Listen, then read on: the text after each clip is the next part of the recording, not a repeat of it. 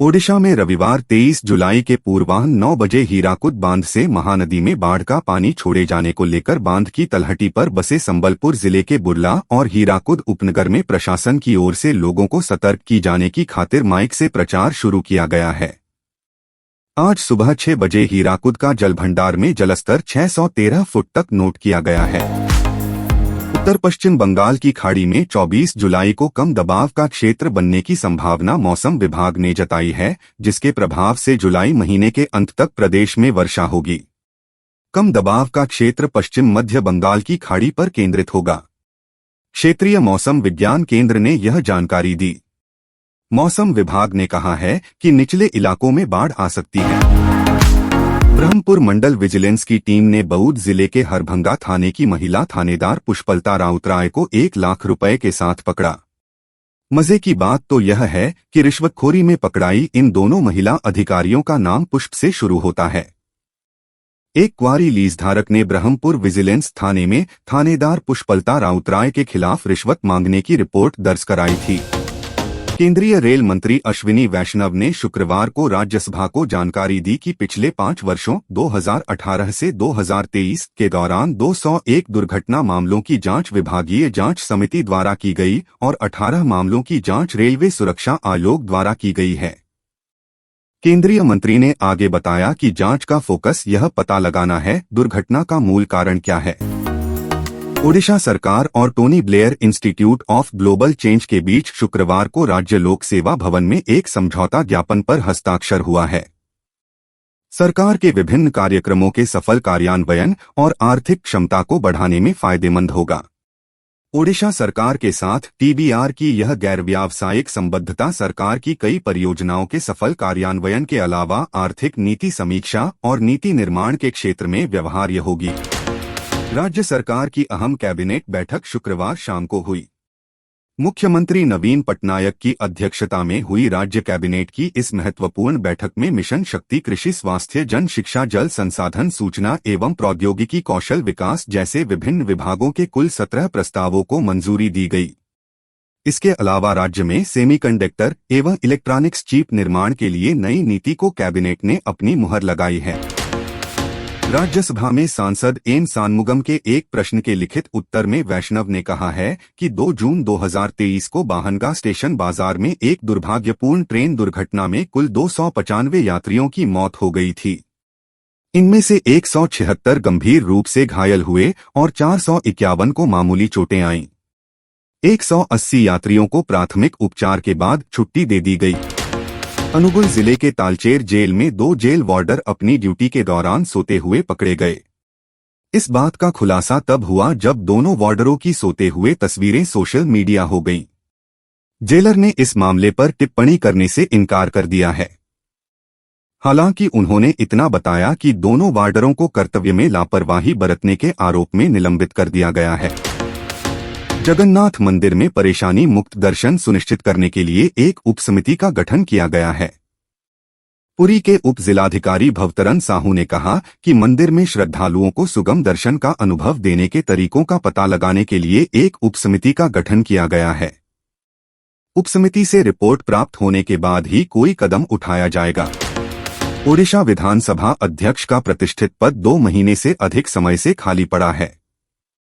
पिछले अध्यक्ष बिक्रम केशरी आरुख ने 12 मई को निजी कारणों का हवाला देते हुए पद से इस्तीफा दे दिया था। ओडिशा विधानसभा के सभी कार्य अध्यक्ष के बिना चल रहे हैं। कांग्रेस ने इसे परंपरा के खिलाफ बताया है। ओडिशा सरकार ने किसानों को तोहफा दिया है। सरकार ने सस्ती ब्याज दर पर कृषि ऋण देने की व्यवस्था की है। इसके लिए 2023 से 24 से 2027 से 28 तक 5 वर्षों के लिए 5,700 करोड़ रुपए के प्रावधान की मंजूरी दी गई है। एक आधिकारिक विज्ञप्ति के अनुसार राज्य सरकार ने 0% ब्याज दर पर 1 लाख रुपए तक फसल ऋण देने का फैसला किया है। कुछ दिन पहले कांग्रेस ने कटकबारबाटी के विधायक मोहम्मद मोकिम और वरिष्ठ कांग्रेस नेता चिरंजीव बिस्वाल को पार्टी विरोधी गतिविधियों के चलते पार्टी से निलंबित कर दिया था। अब एक और नेता के खिलाफ पार्टी विरोधी गतिविधियों के लिए कार्रवाई की गई है। इसकी वजह से कांग्रेस कमेटी के महासचिव रहे नारायण जेना को पार्टी से निष्कासित कर दिया गया है। केंद्र सरकार के विभागों के साथ साथ राज्य सरकारों और केंद्र शासित प्रदेशों में ये भर्तियां की जा रही हैं।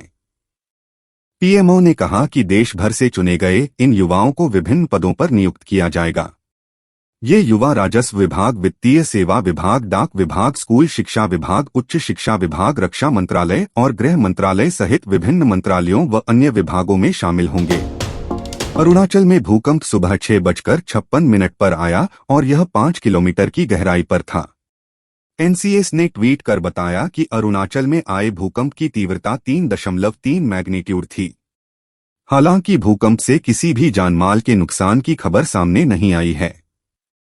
इससे पहले शुक्रवार को राजस्थान के जयपुर में आधे घंटे के अंदर 3 भूकंप के झटके महसूस किए गए थे। पीएम मोदी ने गोवा में G20 ऊर्जा मंत्रियों की बैठक को संबोधित करते हुए कहा कि भारत में हमने पिछले 9 वर्षों में 190 मिलियन से अधिक परिवारों को एलपीजी से जोड़ा है। हमने हर गांव को बिजली से जोड़ने का ऐतिहासिक मील का पत्थर भी हासिल किया है। हम लोगों को पाइप से रसोई गैस उपलब्ध कराने के लिए भी काम कर रहे हैं। केंद्रीय मंत्री ने राज्यसभा सदस्य के लिखित सवाल का जवाब देते हुए कहा कि जल्द ही टमाटर के दामों में गिरावट आने की उम्मीद है। उन्होंने बताया कि मध्य प्रदेश और महाराष्ट्र में नई फसल की आवक बढ़ने के कारण टमाटर की कीमतों में गिरावट आने की उम्मीद है।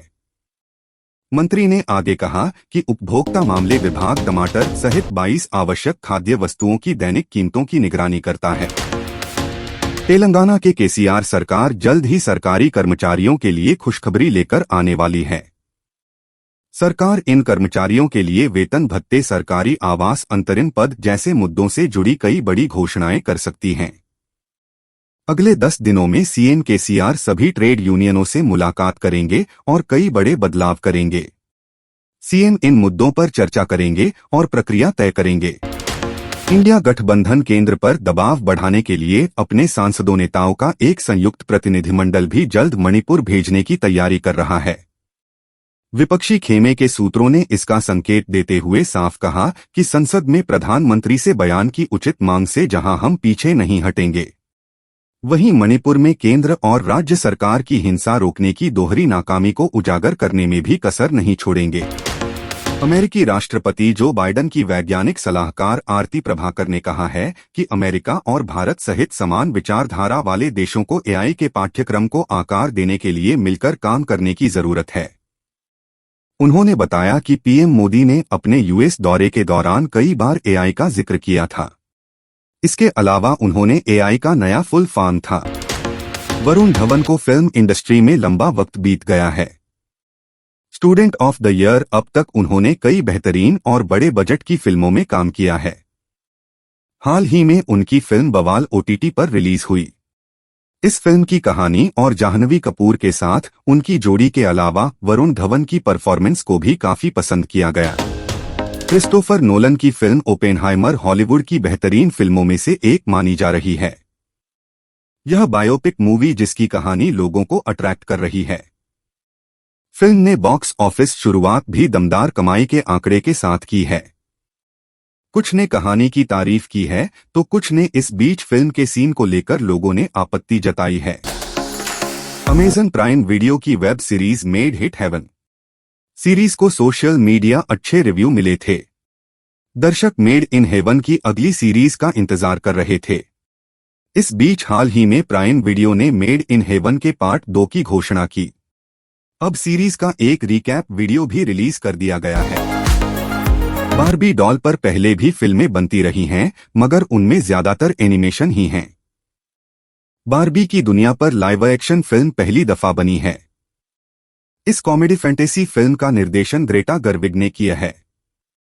फिल्म में मार्गो रॉबी और रायन गोसलिंग ने लीड रोल्स निभाए हैं। रायन केन के रोल में हैं। मार्गो फिल्म की सहनिर्माता भी हैं। ओटीटी स्पेस में कई कोर्टरूम ड्रामा मौजूद हैं। खुद डिज्नी प्लस हॉटस्टार पर क्रिमिनल जस्टिस जैसी सीरीज मौजूद हैं, जिसमें पंकज त्रिपाठी लीड रोल निभाते हैं। अब अजय देवगन निर्मित द ट्रायल प्लस हॉटस्टार पर आ गई है, जिसमें काजोल वकील के किरदार में हैं। पहली बार उन्होंने इस फॉर्मेट में काम किया है। पूरा रिव्यू यहां पढ़ें। निक्की तंबोली साल 2019 में तेलुगु हॉरर कॉमेडी फिल्म चिक्कोटुडु से फिल्मी करियर की शुरुआत करने वाली निक्की तंबोली जल्द कई नए प्रोजेक्ट्स में नजर आने वाली हैं। बिग बॉस से निक्की को हिंदी इंडस्ट्री में खास पहचान मिली। इस बीच अब एक्ट्रेस ने जागरण से खास बातचीत में अपनी लाइफ को लेकर कई खुलासे किए। वेस्टइंडीज के खिलाफ खेली जा रही टेस्ट सीरीज अजिंक्य रहाणे का बल्ला अब तक खामोश रहा है। रहाणे पहले टेस्ट में बल्ले से कुछ खास कमाल नहीं दिखा सके थे। वहीं दूसरे टेस्ट की पहली पारी में भारतीय उपकप्तान के खाते में सिर्फ 8 रन आए। भारत के पूर्व बल्लेबाज वसीम जाफर का मानना है कि रहाणे की बैटिंग में सबसे बड़ी कमजोरी निरंतरता की कमी है। जाफर के अनुसार रहाणे अपनी फॉर्म को बरकरार रखने में सफल नहीं रह पाते हैं। विराट कोहली को बड़े मैचों का खिलाड़ी कहा जाता है। ऐतिहासिक मुकाबले में अपनी बल्लेबाजी से धाक जमाने की विराट की आदत बड़ी उरानी है। इसका ताजा उदाहरण पूर्व भारतीय कप्तान ने अपने 500वें इंटरनेशनल मैच एक बार दिया है। विराट ने बेहतरीन बल्लेबाजी करते हुए 121 रन की शानदार पारी खेली। इस सेंचुरी के साथ ही कोहली ने विदेशी धरती पर शतक के सूखे को भी खत्म कर दिया। कोहली ने खास मामले में सचिन तेंदुलकर को भी पीछे छोड़ा है। लगभग 5 साल के बाद विदेशी धरती पर विराट कोहली के बल्ले से शतक निकला। वेस्टइंडीज के खिलाफ अपने 500वें इंटरनेशनल मैच का बल्ला खूब बोला और उन्होंने 121 रन की शानदार पारी खेली। कोहली ने इस शतकीय पारी के साथ ही कई बड़े रिकॉर्ड्स को भी अपने नाम किया। इंटरनेशनल क्रिकेट जड़ने के बाद किंग कोहली की हर तरफ जमकर तारीफ हो रही है। भारत के पूर्व दिग्गज बल्लेबाज सचिन तेंदुलकर भी कोहली की इस इनिंग के मुरीद हो गए हैं। महिंद्रा XUV 500 कूप को लेकर तेजी से काम कर रही है। इसका ताजा उदाहरण इसका भारतीय सड़कों पर टेस्टिंग होना है। कयास लगाया जा रहा है कि इस अपकमिंग SUV में सारी सुविधाएं मिल सकती हैं जो अपने सेगमेंट 4 चांद लगा देंगी। अगर आप भी इस गाड़ी का इंतजार कर रहे हैं तो अभी आपको इसके लिए थोड़ा सा इंतजार करना पड़ सकता है। ट्रायम्फ ने दोनों एरागॉन संस्करण मॉडलों पर स्टैंडर्ड तौर पर इंजन सुरक्षा बार लगाए हैं। इसके अलावा टाइगर 900 रैली एरागॉन संस्करण में के फ्यूल टैंक पर सेफ्टी कवच दिखने को मिल जाएगा जो ऑफरोडिंग के दौरान होने वाले संभावित नुकसान से बचाती हैं। Tiger 900 rally Aragon edition 3 special paint option के साथ आते हैं।